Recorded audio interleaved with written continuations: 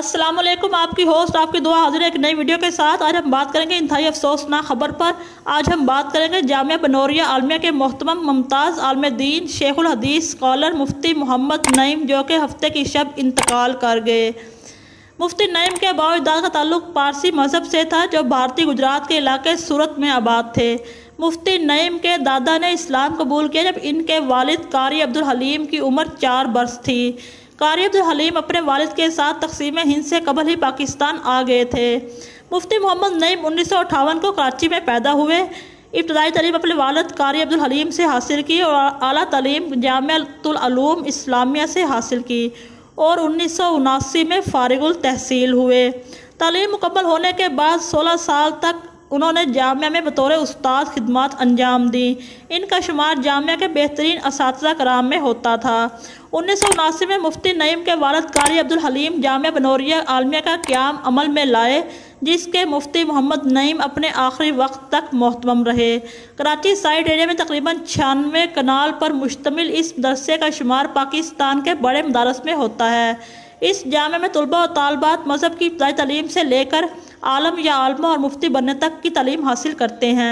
पाकिस्तान समेत दुनिया भर से तलबा हसूल इल्म के लिए जामिया बनौरिया का रुख करते हैं। एक अंदाजे के मुताबिक अमेरिका, बरतानिया, चीन समेत तकरीबन 52 ममालिक के तलबा 5000 के करीब इल्म की प्यास बुझाने के लिए जामिया बनौरिया में मुकीम हैं। जामिया में तलबा की रिहाइश के लिए हॉस्टल्स मौजूद हैं। मुफ्ती मोहम्मद नईम 7 जिल्दों पर मुश्तमिल तफसीर, रूहुल कुरान, शरह मकामात, नमाज मुदल्लल और दीगर कुतब के मुसन्निफ थे और वो फाकुल मदारस अरबिया पाकिस्तान के मजलिस शोरा के फ़ाल रुकन थे। मदारस के नसाब से लेकर इनकी रजिस्ट्रेशन तक के हर मामले में जब भी की तहरीक का आगाज़ हुआ, आपने इसमें बढ़ चढ़ कर हिस्सा लिया। मुफ्ती नईम ने खुद को सियासत से दूर रखा। जब कुछ अरसा पहले मौलाना फजलुर रहमान ने मौजूदा हुकूमत के खिलाफ आज़ादी मार्च का ऐलान किया तो मुफ्ती नईम ने तलबा की शिरकत की मुखालफत की।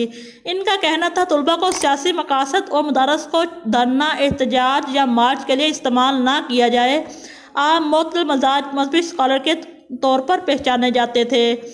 यही वजह है मजहबी मामलात के अलावा सियासी और समाजी मसाइल पर भी वो मीडिया के टॉक शोज़ में अपनी राय का इजहार करते।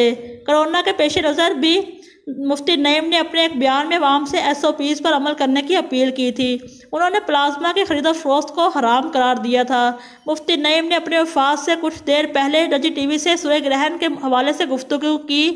इस दौरान वो तबीयत की खराबी के बायस मुसलसल खांसते रहे और रुक रुक कर गुफ्तगू करते रहे। अतवार को दुनिया भर में लगने वाले सूरह ग्रहण के मुतालिक उन्होंने कहा, नबी करीम सल्लल्लाहु अलैहि वसल्लम की वाज़ेह हदीस है कि सूरज और चांद ग्रहण होते हैं, तो ये अल्लाह की निशानियों में से एक निशानी है। इनका कहना था कि सूरज ग्रहण के दौरान नबी अकरम सल्लल्लाहु अलैहि वसल्लम के साहबजादे का इंतकाल हुआ, तो लोगों ने कहा कि सूरज ग्रहण की वजह से आप सल्लल्लाहु अलैहि वसल्लम के साहबजादे का इंतकाल हुआ। आप सल्लल्लाहु अलैहि वसल्लम ने फरमाया, ना किसी की मौत का इससे ताल्लुक़ है और ना किसी की ज़िंदगी का इससे ताल्लुक़ है। मुफ्ती नईम ने अपनी गुफ्तगू करते हुए कहा, हमें अल्लाह ताला से तौबा इस्तग़फ़ार करते रहना चाहिए। इस मुख्तसर गुफ्तगू के बाद मुफ्ती नईम ने गुफ्तगू का सिलसिला मुनक़ता कर दिया। इन्हें सीने में दर्द की शिकायत पर अस्पताल ले जाया जा रहा था, मगर वो रास्ते में इंतकाल कर गए।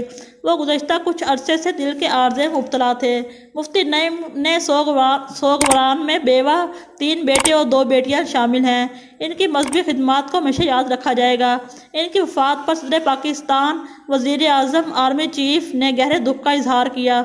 इनको जामिया बनौरिया में वालिद के पहलू में दफन कर दिया गया।